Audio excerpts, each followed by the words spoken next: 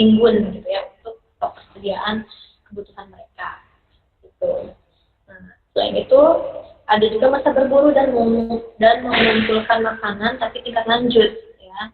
Jadi masa ini diperkirakan pada masa batu media atau mesolitikum ya. Kehidupan masyarakatnya sudah lebih maju dari sebelumnya. Mereka mulai dengan menetap dan mulai mengenal cara bercocok tanam dengan berladang. Artinya sudah lebih maju ya kehidupannya gitu dari masa sebelumnya. Terus ada masa bercocok tanam ya. Gitu. Sama masa bercocok tanam juga mereka akhirnya sudah berubah ya asalnya dari food gathering ya menjadi food producing. Jadi artinya yang asalnya mereka mengumpulkan makanan, menimbun makanan, akhirnya sudah bisa menghasilkan makanan. Jadi itu sudah perubahan besar ya gitu. Kalau dulu memang manusia itu ketika pada zaman food gathering yang artinya mengumpulkan makanan, misalkan di tempat A gitu kan persediaan makanannya banyak, akhirnya mereka mengumpulkan di tempat A. Lalu misalkan tempat A habis nih sumber daya makanannya, akhirnya mereka berpindah lagi ke tempat B, nomaden ya. Terus aja gitu, berpindah gitu. Karena belum berpikir untuk bisa menghasilkan makanan. Nah, akhirnya pada masa bercocok tanam ini yang asalnya food gathering, yang asalnya mengumpulkan makanan, berubahlah menjadi food producing gitu kan, menghasilkan makanan. Ya. Oke, dan di sini ada masa perundagian.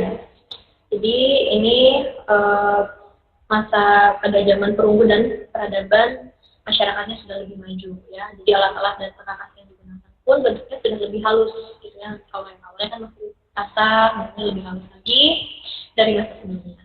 Perundagi yang diambil dari kata undagi yang artinya seseorang atau kelompok orang yang mempunyai kepandaian atau keterampilan jenis usaha tertentu.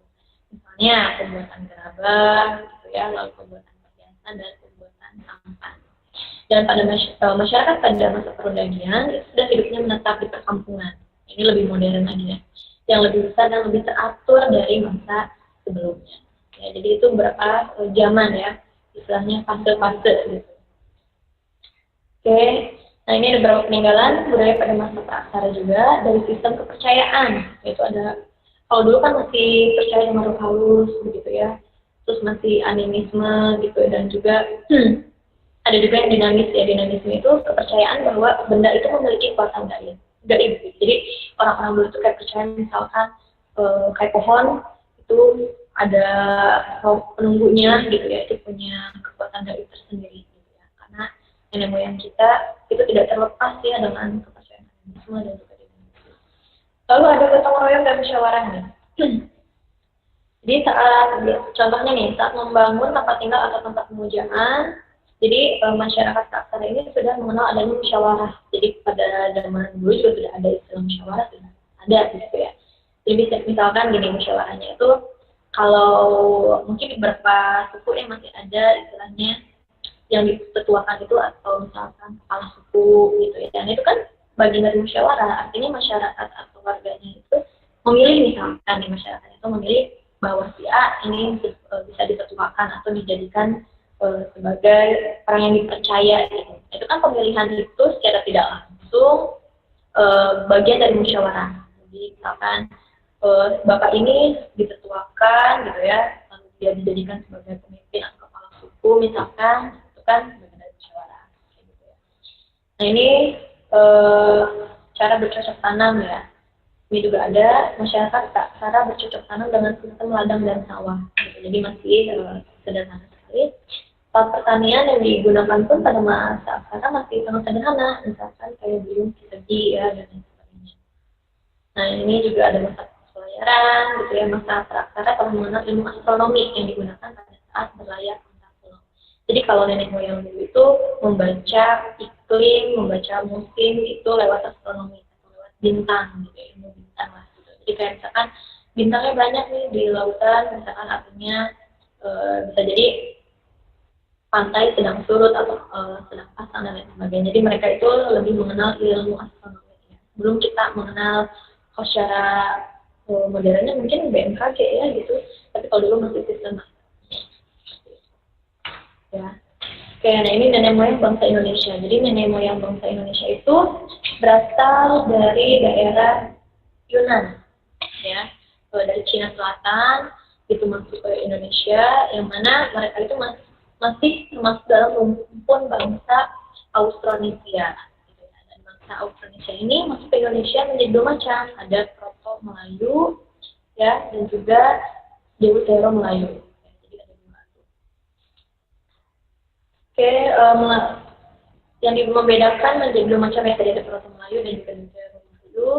Nah, di sini juga kehidupan yang mulia manusia juga meliputi ada kehidupan agraris, ya, biasa bercocok tanam dan lain sebagainya. Lalu ada kehidupan sosial, ada kehidupan baharinya, kelautannya, ada kehidupan sosial budaya, dan kehidupan religius atau kepercayaan. Banyak sekali ya dalam kehidupan religiusnya gitu. Maupun itu yang tadi kata ada istiadat, seperti tadi ada dinamisme, ya, animisme, ada dinamisme dan sebagainya. Oke. Karena waktunya juga banyak, kita langsung aja. Nah, ini ada kehidupan masyarakat Indonesia pada masa Hindu-Buddha. Ya, jadi agama Hindu itu memang berkembang di India, gitu ya. Namun seiring berjalannya waktu, adanya persebaran agama Hindu sampailah ke Indonesia, gitu ya. Nah, masyarakat Hindu terbagi atas 4 golongan, ya, yang disebut dengan kasta atau tingkatan. Gitu. Jadi kalau di agama Hindu masih ada ya kasta itu. Yang pertama ada kasta Brahmana, yaitu merupakan kasta tertinggi dan bertugas menjalankan upacara-upacara keagamaan. Jadi ini kasta yang paling tertinggi. Gitu. Dan yang kedua ada kasta Ksatria, yaitu merupakan kasta yang bertugas menjalankan pemerintahan. Biasanya ada golongan raja, terus ada prajurit, ya. Itu juga termasuk dalam kasta Ksatria. Nah, di sini juga ada kasta Waisya, yaitu merupakan kasta dari rakyat biasa, yaitu para petani dan pedagang. Dan yang terakhir ada kasta Sudra, yaitu kasta yang paling rendah sekali. Dan biasanya orang yang menempati kasta Sudra ini adalah para budak ya, gitu, atau hamba sahaya. Kalau di Hindu masih ada 4 kasta ini. Makanya itu yang membedakan orang-orang Hindu. Gitu. Tapi kalau kalian ke Bali nih ya, di Bali itu kan Hindunya sangat melekat sekali gitu ya. Jadi kalau orang Bali itu kan nama-namanya ada Igede Bagus, misalkan Made, terus siapa lagi ya, pokoknya mungkin kalian lagi tahu lah ya nama-nama marga, bukan marga sih sebetulnya, dan nama-nama orang Bali gitu ya. Nah itu sebetulnya nama itu yang membedakan satu dengan lainnya. Gitu. Jadi kalau misalkan marganya bukan marga, namanya Made misalkan ya, itu misalkan golongannya kastanya kasta apa. Gitu. Jadi memang sudah dari sananya gitu ya, dari moyangnya begitu ya. Jadi kalau misalkan yang namanya ini masuknya ke kasta ini. Jadi secara tidak langsung kasta itu sangat membedakan sekali gitu ya. Memang kalau ke Bali namanya ini udah pasti tahu ini pasti golongannya golongan ini, kastanya kasta ini, sudah ketebak kalau orang Bali sendiri. Itu ada kasta, jadi agama Hindu punya 4 kasta. Di sini ada juga masuknya agama Hindu Buddha ke Indonesia. Ya. Nah, persebaran agama Hindu di Indonesia itu tidak terlepas oleh beberapa teori. Ini ada teori Sudra. Jadi teori ini menyatakan bahwa penyebaran agama Hindu ke Indonesia dibawa oleh orang-orang India yang berkasta Sudra. Tadi itu yang kastanya yang paling bawah. Jadi para hamba sahaya lah, para budak ya, kasta Sudra itu, karena mereka dianggap sebagai orang-orang buangan. Jadi kalau di India memang dengan adanya kasta ini adanya apa ya, marginal ya. Kalau bahasa sederhananya pembedaan lah, gitu ya. Ada diskriminasinya sendiri. Jadi kalau misalkan kasta Sudra memang tidak dianggap oleh India. Banyak banget kasta di India yang memang apa ya, kalau kasta Sudra itu istilahnya sangat didiskriminasi sekali. Gitu. Meskipun orang yang berkasta Sudra gitu ya, dia sukses, tapi tetap karena dia sudah melekat dengan kastanya kasta Sudra, itu udah jadi kurang bagus gitu dianggapnya. Baiklah tetap didiskriminasi. Makanya menurut teori Sudra ini penyebaran agama Hindu itu dibawa oleh mereka kasta Sudra dari India yang dibuang gitu ya, dari India ke Indonesia. Gitu. Akhirnya mereka secara tidak langsung menyebarkan agama Hindunya ke Indonesia. Itu menurut teori Sudra. Begitu ya. Nah, dalam ajaran agama Hindu yang punya dasar kepercayaan dalam kitab Veda, tidak memperbolehkan sembarang orang menyentuh kitab apalagi membaca dan mengetahui isinya. Gitu ya. Jadi memang apa ya, di kitabnya sendiri itu memang hanya untuk misalnya sih kata-kata tertentu yang bisa menyentuh gitu kitab itu, makanya orang sudra ini tidak berkenan gitu untuk membaca mengetahui isi dari kitab tersebut. Ya. Begitu. Dan sini ada teori Vaishya. Ya. Teori ini menyatakan bahwa proses masuknya agama Hindu dibawa oleh para pedagang India. Ya. Jadi orang-orang Vaishya ini atau orang-orang pedagang, ya, maksudnya yang pedagang itu masuk ke dalam kasta Vaishya ini datang ke Indonesia. Gitu. Jadi mereka itu berniaga, berdagang ke Indonesia, berikut juga menyebarkan agamanya gitu, agama Hindu di Indonesia. Itu ada teori Ksatria juga. Jadi penyebaran agama Hindu ke Indonesia dilakukan oleh orang India yang berkasta Ksatria. Dikarenakan di India terjadi kekacauan politik pada saat itu, ya, sehingga para Ksatria yang kalah melarikan diri ke Indonesia dan menyebarkan agamanya di Indonesia. Lalu ada teori Brahmana, ya, yaitu menyatakan bahwa penyebaran agama Hindu di Indonesia dilakukan oleh orang India yang berkasta Brahmana. Kedatangan mereka ke Indonesia adalah undangan pemimpin masyarakat Indonesia yang tertarik dengan ajaran agama Hindu. Nah, kaum Brahmana yang datang ke Indonesia inilah yang menyebarkan agama Hindu kepada masyarakat Indonesia. Ya. Jadi macam-macam ya teorinya. Itu menurut teori Brahmana. Katanya bahwa ada beberapa pemimpin ya masyarakat Indonesia yang tertarik dengan ajaran Hindu dan mereka mengundang orang-orang Brahmana untuk menyebarkan agamanya di Indonesia. Gitu. Dan memang hanya orang-orang tertentu yang bisa mengundang orang-orang Brahmana, ya, karena Brahmana kan memang kasta tertinggi. Lalu ada teori arus balik. Ya. Teori ini menjelaskan peran aktif orang Indonesia yang mengembangkan budaya Hindu di Indonesia. Teori ini menyebutkan banyak pemuda Indonesia yang belajar agama Hindu ke India. Setelah memperoleh ilmu yang banyak, mereka kembali ke Indonesia dan menyebarkannya. Jadi teori arus balik ya. Jadi orang Indonesia yang belajar atau meninggal ke India, pulang lagi ke Indonesia dan menyebarkan agama Hindu di Indonesia. Ya, itu untuk persebaran agama Hindu Buddha di Indonesia. Nah, ini ada pengaruh Hindu Buddha ya dalam masyarakat Indonesia. Ada dalam bidang pemerintahan. Pada awalnya kalau masyarakat Indonesia dipimpin oleh kepala suku yang dipimpin oleh anggota masyarakatnya. Nah, kepala suku adalah orang yang dituakan dan berwibawa dalam masyarakat. Jadi kepala suku adalah orang yang paling mengetahui tentang adat istiadat dan upacara pemujaan roh nenek moyang. Artinya orang-orang dulu memang sudah paham ya mengenai bidang pemerintahan dalam memilih pemimpin, begitu ya. Kepala suku itu kan bagian dari musyawarah. Bidang sosialnya seperti apa? Kurang lebih kalau untuk bidang sosial ada juga misalkan gini, masyarakat terbagi menjadi 4 golongan ya. Ada kan tadi ada kasta-kasta tadi ya.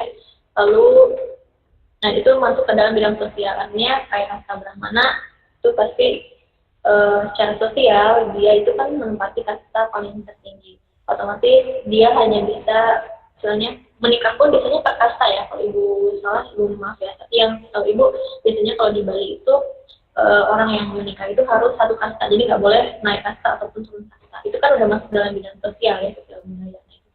Jadi sangat apa ya? Adat itu sangat ini banget gitu ya, erat banget gitu, mempengaruhi kehidupan sosial.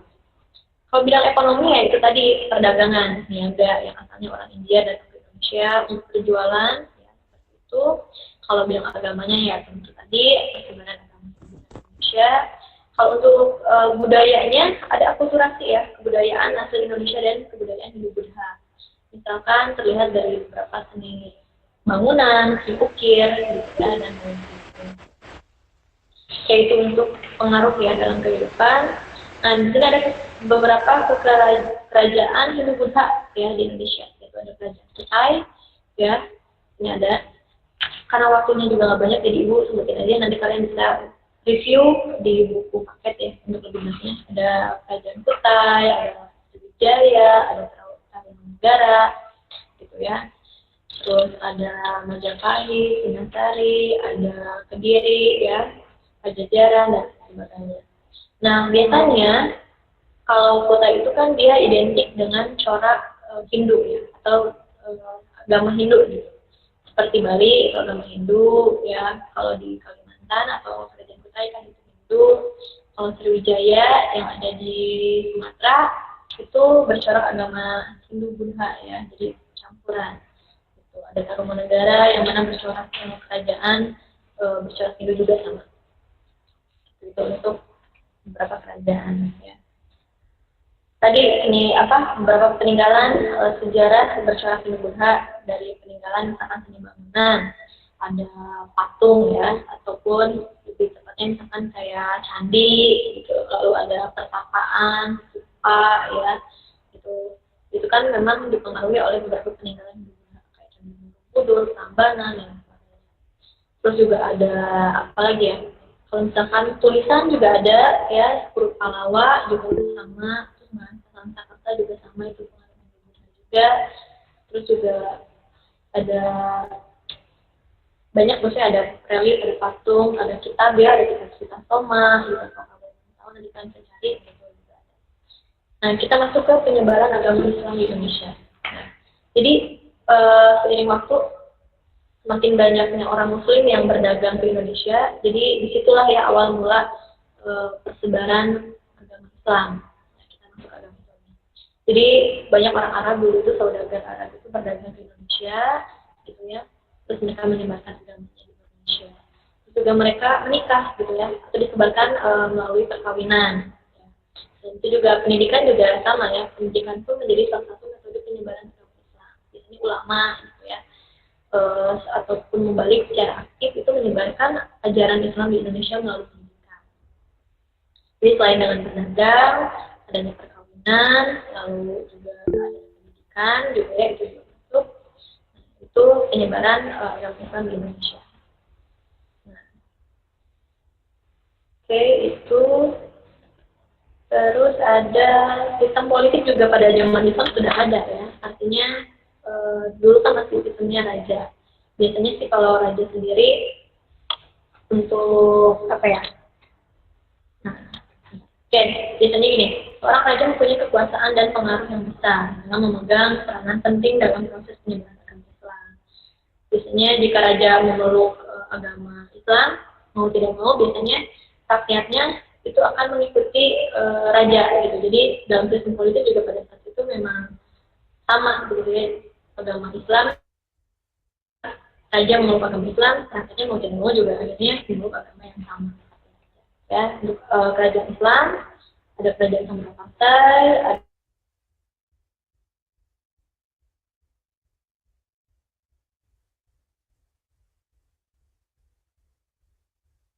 kerajaan Salam, ada Nasihat Tidore, kerajaan Demak, kerajaan Bahas, gak begitu banyak.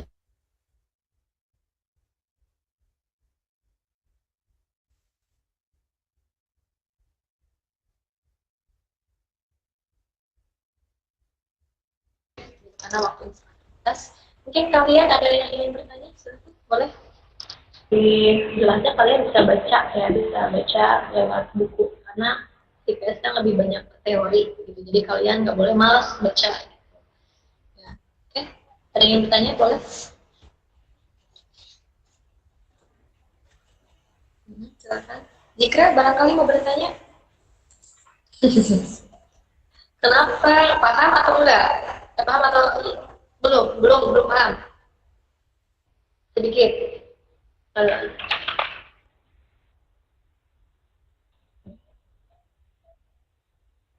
Oh iya, bukannya ya, tanya limit banget ya. Oke, mungkin satu penanya boleh ya, Dikra ya. Barangkali ada teman-teman. Nah. Oke, silakan tinggal di-unmute.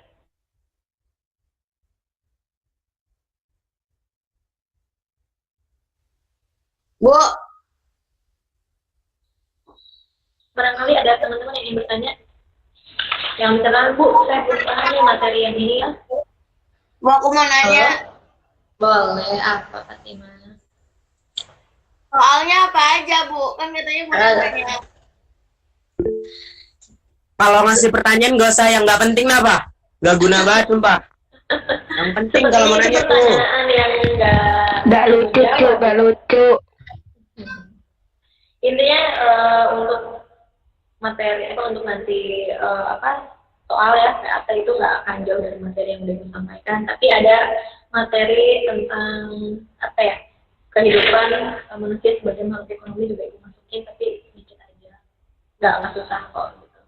Intinya banyak baca aja sih, ya. Pokoknya persiapan, kalian banyak belajar, banyak baca buku, nanti juga keluar kok soalnya. Oke, takut. Oke, udah, ada ya. Ya berarti udah bisa Ibu tutup nih, ya. Oke, terima kasih ya teman-teman yang udah join dalam pembelajaran daring, dan Ibu juga mohon maaf apabila masih banyak sekali ya kesalahan gitu ya dalam penyampaian materi. Mudah-mudahan kalian tetap sehat ya yang ada di rumah. Mudah-mudahan juga kita bisa bertemu kembali gitu ya dalam pembelajaran yang normal, KBM normal lagi ya. Mungkin itu saja ya dari Ibu. Terima kasih. Wassalamualaikum warahmatullahi wabarakatuh. Sehat-sehat. Oke, dadah.